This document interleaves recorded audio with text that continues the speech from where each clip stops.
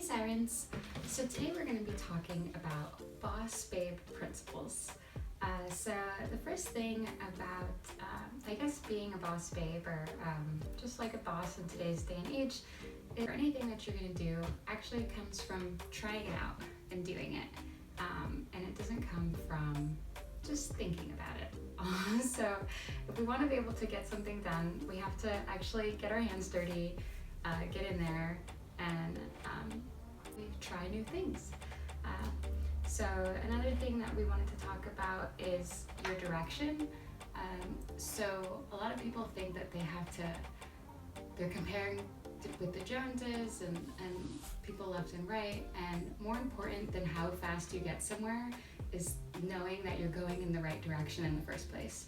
Because if you're so focused on getting somewhere fast or just trying to be successful fast, you can, one, lose yourself along the process, but two, the whole thing can kind of burn up and fall apart because you didn't make sure that you were going in the right direction and doing the right thing.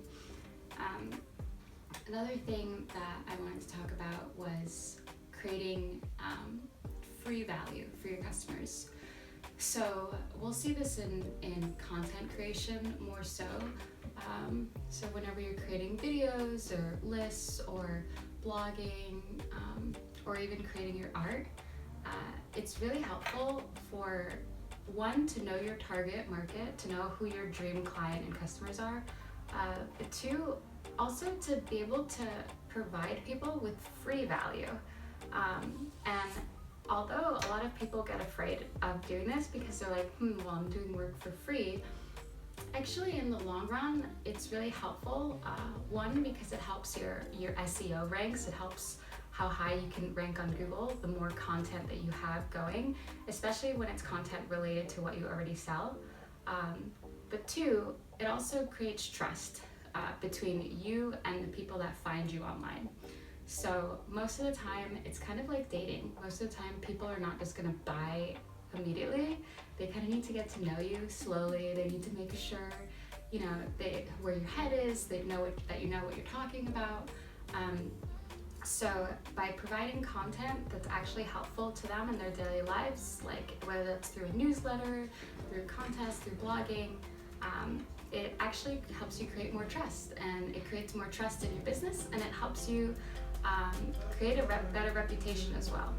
So that's really awesome and really important, when you're having a business, because the more that you share, and you'll see as you start sharing more, people will ask you more questions, and then you'll kind of have more of a direction of maybe the next topic that you need to share about.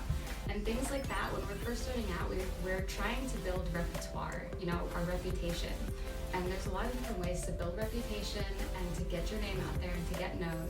And one of them is through speaking and sharing, maybe doing conferences, maybe networking,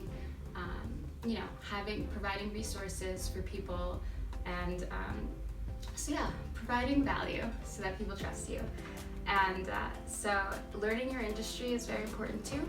So the better you know it, the more you're sure about what you're selling, and you can provide things that are complementary to that. Topics, like you can give free information on topics that are complementary. For example, there's an app called Later where you can schedule your social media in advance, and it'll automatically upload it to your social media.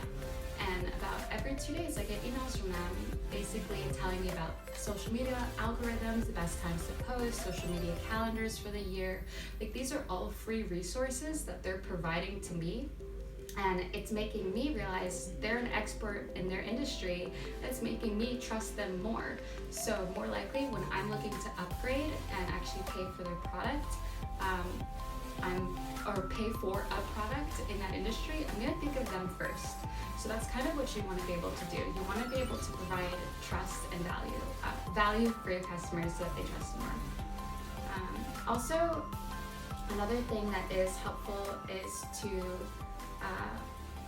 try to do things. Don't wait until you've reached a certain status quo that you think is high enough to start trying to do things. So for example, like if you want to do speaking engagements, if you want to run a workshop, you don't have to wait till you get a degree. You don't have to wait until you're rich. You can just start right now and figure out how to get started in your community, how to get started with the creatives that you already know in your circle. So yeah, basically just don't think you have to wait till you get there. Just start doing it. You know, that's what everyone has to do. Everyone that's already at the top, they kind of had it in their mind already that they know that they're capable of doing, and they just started, and it was okay. You know, if you don't know what you're doing at first, everyone starts out shitty. So just be patient with yourself. Everyone starts the same way, and the best thing to do is to try it and then figure it out as you go. You know, figure out what works best for you. Anytime that there's an obstacle, you'll be able to find a solution for it. That's what we need to do in pretty much everything in life. We need to be able to have that attitude where we know no matter what, we can figure it out. The last thing I wanted to talk to you about is the products that you're gonna sell. So as creative people, we might have quite a few things in mind. So one of the things that's really important is we want to make sure that the things that you sell make sense as to what's making you money. So for example, if you're doing commission work or commission artwork or something, and it takes you hours and hours to do it, and you're not charging a high enough price for it, then you can feel really burnt out. You can feel like you have to have so many more projects just to make up. You can feel like instead of having, like you have to have 20 projects just to make up for the cost of what it's going to be. So basically make sure you're pricing yourself right, and then make sure that the things that you sell actually make sense. So if it's something that is a lot of work for you and it doesn't make you that much money, you might want to consider modifying your services so that you have the things that you can figure out what makes you the most money with a more manageable amount of effort, you know? So we want to just make sure that those match up. So the price that you're actually getting paid for and the service, the amount of work that it actually is, they have to match up, because if not, you're not going to feel good, and also it's just not profitable and it's not sustainable. And yeah, so the other thing I want you to think about is your marketing channels. So you don't have to sell on every single thing. You don't have to be on all the platforms. You just have to figure out where they hang out. The better you know them, the better it is. So, you know, you might not need to be on Facebook, Twitter, Instagram, LinkedIn. Like, those might not make sense for you depending on what your business is. You know, they say it's better to go really deep into one or two channels. So like it's better to choose one or two selling channels and go deep into them than to choose 10 different ones and be very shallow into them. So I'm not sure if that makes sense, but I hope it does. So we're gonna try to really focus on think about what your channels are, and also if there's a channel you hate, don't force yourself to do it. Find a different one. Find a different way to pull in new clients. You know, if I don't like Twitter, I'm not going to be running, trying to promote myself on Twitter. If I don't like Facebook, I'm not going to be doing Facebook ads. You know, maybe there's other places where my target hangs out. Maybe they hang out, you know, on meetup.com. You know, a lot of the girls from the Sirens group, we found them through Meetup. So it's just kind of like, sometimes or Bumble. There's Bumble for networking or professionals. So just kind of think about what makes sense for you, what makes sense for your target market, and also think about the outlook of those as well, how easy they are to do. A lot of people have really blown up this year on TikTok. Okay, so in classic style, we got cut off again. So really quick, I just wanted to go back and say, like we were saying, it's better if you go really deep on 1, 2, or 3 different channels instead of going really shallow on 10 different ones and spreading yourself thin. So we want to just keep that in mind. Also, as far as what you choose to be doing, it's important to do things that you're excited about and things that you're good at.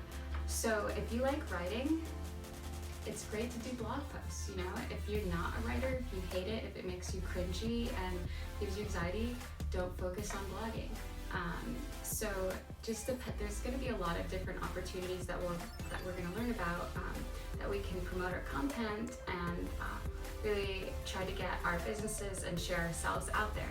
So we just want to make sure that the ones that we choose are ones that we can feel good about, because people can also tell when you're not happy about doing something. So if you don't like to write blog posts, but you're sitting here trying to send out 2 newsletters, you know, every week, and people can tell when you're writing and you're not excited about it, and you know, you don't want to put that energy out there. So we just want to make sure that whatever you're doing, you're also you're happy about it, and it's a strength that you have, and you're excited to actually get started on it, and it makes sense for, you know, the time and the schedule.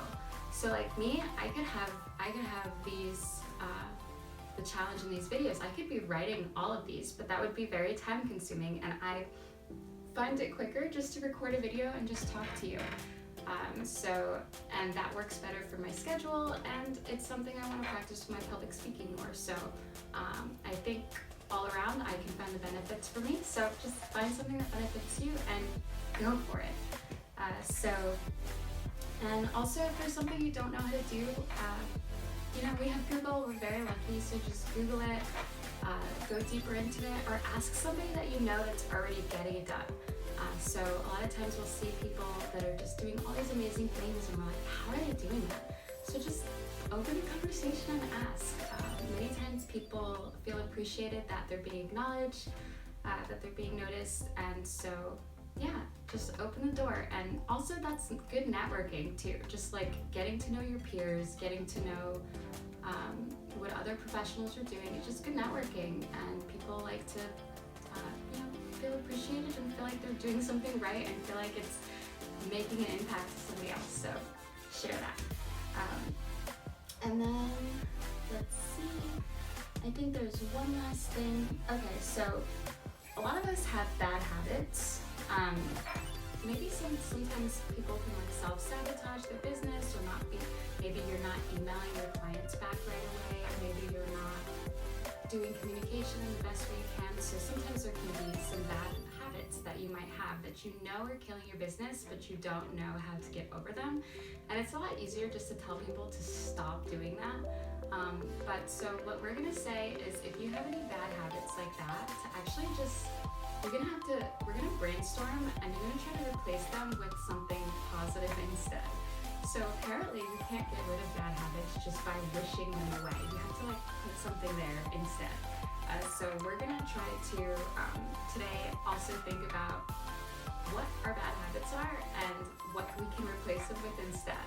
And I think they say it takes 21 days from the day of starting a new habit that it actually becomes part of your routine.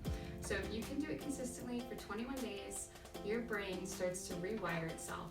You know, you start actually having that being part of your routine, and you'll be so much more proud of yourself and happy that you're getting it done.